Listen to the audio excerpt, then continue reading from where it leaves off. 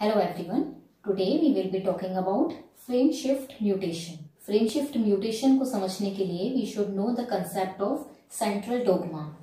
क्या है central dogma? DNA से messenger RNA is formed, right? DNA to messenger RNA के प्रोसेस को कहते हैं ट्रांसक्रिप्शन and messenger RNA से बनता है proteins, that is called as translation. So this is our template DNA. ये template DNA है. क्या है इसमें न्यूक्लियोटाइड बेसिस लिए हमने रैंडमली CTC, CTC, CTC. सो इससे जो मैसेंजर आरएनए बनेगा कॉम्प्लीमेंट्री बेसिस होते हैं, राइट? तो CG, T का A, C का G, C का G, T का A, C का G एंड सो ऑन. ठीक है, तो ये हमारा मैसेंजर आरएनए बन गया from template DNA. Now what happens, जब ट्रांसलेशन प्रोसेस होता है, जब प्रोटीन सिंथेसिस होता है, मैसेंजर आरएनए के 3 न्यूक्लियोटाइड बेसिस 1, 2, 3 न्यूक्लियोटाइड बेसिस के कॉम्बिनेशन को हम बोलते हैं codon. What is codon? Codon is 3 nucleotide base combination. So ये हमारा एक कोडॉन है GAG, ये हमारा अनदर कोडॉन है GAG, this is our another codon, third codon GAG, right? So for a particular codon transfer RNA brings a particular amino acid. Transfer RNA reads these codons and codon के हर specific codon के लिए एक specific amino acid होता है. For example GAG codon का amino acid क्या होता है? ग्लूटामाइन. तो GAG कोडॉन के लिए स्पेसिफिक अमाइनो एसिड जो है वो ट्रांसफर आरएनए लाता है बाय रीडिंग द फ्रेम. तो ये this codon, this another codon, what is this working as? They are acting as open reading frame. Transfer RNA के लिए कोडॉन जो है वो ओपन रीडिंग फ्रेम का काम करता है. सो ट्रांसफर आरएनए रीड्स अ पर्टिकुलर कोडॉन और वो पर्टिकुलर अमाइनो एसिड को वहां पे लाके बाइंड करता है. सो क्या करेगा transfer RNA? For example this is our messenger RNA. So transfer RNA will bring the amino acid. तो GAG के लिए वो अमाइनो एसिड क्या लाएगा? ग्लूटामाइन. ठीक है, फिर another codon it will read again GAG, फिर से वो ग्लूटामाइन ऐड करेगा, फिर अनदर GAG, फिर वो ग्लूटामाइन ऐड करेगा. This will form a chain of amino acids. और क्या बन जाएगा? चेन ऑफ अमाइनो एसिड से हमारा प्रोटीन बन जाएगा, राइट? सो कोडॉन्स क्या कर रहे हैं? Codons are acting as open reading frame for transfer RNA to bring the amino acid and form a protein. Fine. Now what is frame shift mutation? Frame shift mutation होता है when there is an addition और deletion of a nucleotide base. For example if by mutation यहाँ पे हमारा A add हो गया, A nucleotide, adenine nucleotide यहाँ पे ऐड हो गया बाय म्यूटेशन. म्यूटेशन की वजह से यहाँ पे एडेनिन न्यूक्लियोटाइड अगर आ गया बीच में, तो क्या होगा? मैसेंजर आरएनए में भी चेंज होगा. What will happen? यहाँ पे यहाँ तक तो सेम है, फिर यहाँ पे क्या आ जाएगा? G की जगह यहाँ पे A है, तो यहाँ A की जगह T होता नहीं है. मैसेंजर आरएनए में देयर इज U, तो यहाँ पे U आ जाएगा, right? Due to this new nucleotide base हमारा जो ओपन रीडिंग फ्रेम है वो शिफ्ट हो जाएगा. कैसे शिफ्ट होगा देखते हैं. ट्रांसफर आरएनए ने रीड किया codon GAG and it added an amino acid glutamine. इसने सेकंड कोडॉन रीड किया. अब क्या हो गया सेकंड कोडॉन? GUA, right? तो सेकंड कोडॉन हमारा आ जाएगा GUA. फिर वो थर्ड कोडॉन क्या दिखेगा? अगेन 3 लेटर्स, सो 3 न्यूक्लियोटाइड बेसिस GGA. क्या हो गया नेक्स्ट न्यूक्लियोटाइड? GGA. सो इसका मतलब है कि एक न्यूक्लियोटाइड के ऐड होने की वजह से हमारा रीडिंग फ्रेम पूरा शिफ्ट हो गया, राइट? ट्रांसफर आरएनए को जो रीडिंग फ्रेम पहले था म्यूटेशन से पहले, it was GAG, GAG, GAG, right? तो अब क्या हो गया? पूरा रीडिंग फ्रेम शिफ्ट हो गया. इट बिकेम GAG, फिर GUA, GGA. तो सिमिलर नहीं रहा रीडिंग फ्रेम. सो इसको बोलते हैं फ्रेम शिफ्ट म्यूटेशन. क्या रिजल्ट होगा फ्रेम शिफ्ट म्यूटेशन का? हम ये देखते हैं. So after mutation transfer RNA ने कोडॉन रीड किए, रीडिंग फ्रेम रीड किया. सो इट वाज GAG, तो पहला अमाइनो एसिड आ गया ग्लूटामाइन, राइट? फिर ट्रांसफर आरएनए ने सेकंड कोडॉन रीड किया, तो इट वाज GUA. तो GUA किसका कोडॉन होता है? वेलिन का. तो वेलिन ऐड किया. फिर ट्रांसफर आरएनए ने रीड किया codon GGA. GGA is codon for glycine, तो ग्लाइसिन ऐड किया. And carry on, different amino acids add होते जाएंगे. तो म्यूटेशन के पहले प्रोटीन क्या था? ग्लूटामाइन की चेन थी. राइट, लेकिन म्यूटेशन के बाद क्या हो गया, amino acids are different, so this will form a new protein, right, so this will degrade our protein. So due to frame shift mutation हमारा प्रोटीन डिग्रेड हो सकता है सेल में, या हो सकता है कि new protein is formed.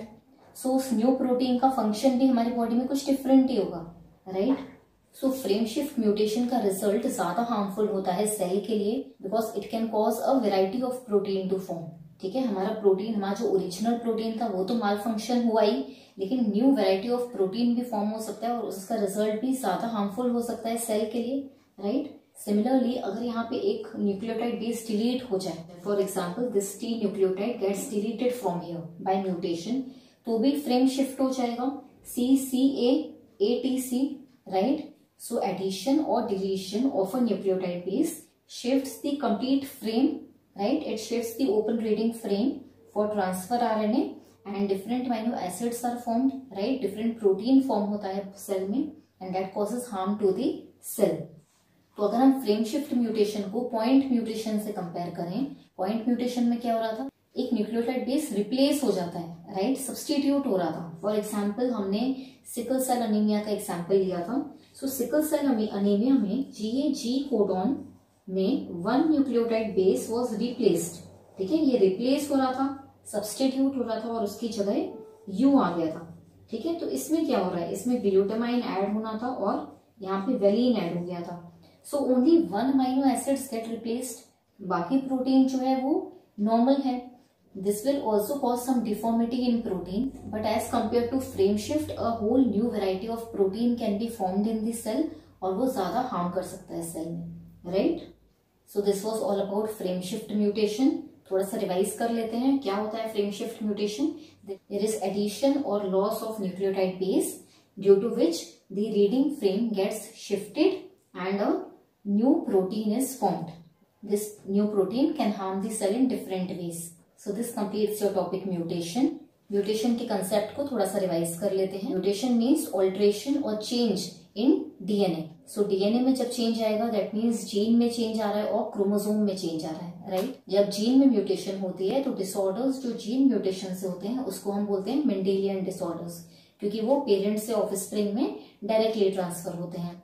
And जो क्रोमोसोम म्यूटेशन से डिसऑर्डर्स होते हैं वो होते हैं क्रोमोसोम एबिलेशंस और क्रोमोसोमल डिसऑर्डर्स। क्रोमोसोमल डिसऑर्डर्स में हमने Turner syndrome, down syndrome and Klinefelter syndrome पढ़ा था। To learn about these disorders you can go back and see my previous videos. Fine. Types of chromosome mutation में हमने पढ़ा था कि म्यूटेशन जो है या तो वो सेम क्रोमोसोम में हो सकती है या वो डिफरेंट क्रोमोसोम में हो सकती है। जब सेम क्रोमोसोम में होगी तो हम उसको बोलते हैं इंट्रा क्रोमोसोमल म्यूटेशन। इंट्रा मतलब अंदर, तो एक ही क्रोमोसोम के अंदर म्यूटेशन हो रही है तो that is intra chromosomal mutation. Intra chromosomal mutation 3 types की होती है। कैसे याद रखना है? फर्स्ट है हमारा कि क्रोमोसोम में टर्मिनल एंड्स जो हैं वो डिलीट हो सकते हैं। सो अगर टर्मिनल एंड्स डिलीट होंगे, क्रोमोसोम जो है वो शॉर्ट हो जाएगा, राइट, तो हम उसको बोलते हैं डेफिशिएंसी, यानी कि क्रोमोसोम में कमी है, ठीक है। So deficiency is one type of intra chromosomal mutation. Next क्या हो सकता है कि क्रोमोसोम में बीच का पार्ट टूट जाए। अगर बीच का पार्ट टूटता है तो हम उसको बोलते हैं deletion. And third type was कि अगर क्रोमोसोम का पार्ट ब्रेक हो जाए और वो दूसरे क्रोमोसोम पे लग जाए तो उसको हम बोलते हैं इन्वर्शन, ठीक है। So deficiency, deletion and inversion are 3 types of intra chromosomal mutation, ठीक है। नेक्स्ट था इंटर क्रोमोसोमल। इंटर क्रोमोसोमल मतलब 2 क्रोमोसोम में म्यूटेशन हो रही है। अब जब 2 क्रोमोसोम में म्यूटेशन होगी तो वो भी 2 टाइप में हो सकती है। अगर होमोलोगस क्रोमोसोम्स में म्यूटेशन होती है तो हम उसको बोलते हैं इंसर्शन, और अगर नॉन होमोलोगस क्रोमोसोम्स में म्यूटेशन होती है तो उसको बोलते हैं हम ट्रांसलोकेशन। ट्रांसलोकेशन मतलब position, trans means change, location मतलब पोजीशन, तो पोजीशन चेंज करनी, होमोलोगस से नॉन होमोलोगस पे चले गए, ठीक है। So that is called as translocation. Point mutation and frame shift mutation. Point mutation मतलब एक सिंगल न्यूक्लियोटाइड बेस पेयर में म्यूटेशन हो, ठीक है। So single nucleotide base pair में अगर सब्सटीट्यूशन हो तो हम उसको बोलते हैं पॉइंट म्यूटेशन। पॉइंट म्यूटेशन के 2 टाइप्स पढ़े थे, ट्रांजिशन एंड ट्रांसवर्जन। ट्रांजिशन में क्या होता है कि purine is replaced by a purine या pyrimidine is replaced by a pyrimidine. Purine जो है वो अनदर प्यूरिन को ही रिप्लेस करता है, दैट मीन्स एक ही जगह जी आ जाए, ठीक है। ट्रांसवर्जन में क्या होता है, purine is replaced by a pyrimidine, mutation से अगर एक ही जगह टी आ जाए, ठीक है, या C आ जाए, so that is called as transversion. Lastly हमने पढ़ा frame shift mutation. Frame shift mutation में एडिशन और डिलीशन होता है अगर न्यूक्लियोटाइड बेस का, तो पूरा फ्रेम शिफ्ट हो जाता है एंड न्यू प्रोटीन बनता है जो ज्यादा हार्म कर सकता है सेल को। Fine, so this completes our topic mutation as well as chapter 5 of class 12 biology. आपके एनसीईआरटी बुक में ओनली क्रोमोसोमल म्यूटेशंस मैंने टॉपिक छोड़ा है। क्रोमोसोमल म्यूटेशंस में देयर आर सम डिसऑर्डर्स जो मैंने नहीं पढ़ाए हैं। These disorders are linked to pedigree analysis. So pedigree analysis जो है वो हम नेक्स्ट क्लास में स्टार्ट करेंगे और वो सारे डिसऑर्डर्स को हम वहां पे कवर करेंगे। आई होप कि मेरे लेक्चर्स आपको हेल्प कर रहे हैं। If you have any query, अगर आपको कोई भी प्रॉब्लम हो रही है तो आप मुझे कमेंट सेक्शन में बता सकते हैं। आप इंस्टाग्राम पे भी मुझे फॉलो कर सकते हैं और वहां पे भी अपनी प्रॉब्लम्स को शेयर कर सकते हैं। I will encourage you to make notes. अच्छे से नोट्स बनाइए, बहुत अच्छे से पढ़ाई कीजिए और आप भी मुझे एनकरेज कर सकते हैं by liking my video and subscribing to my channel. Thank you.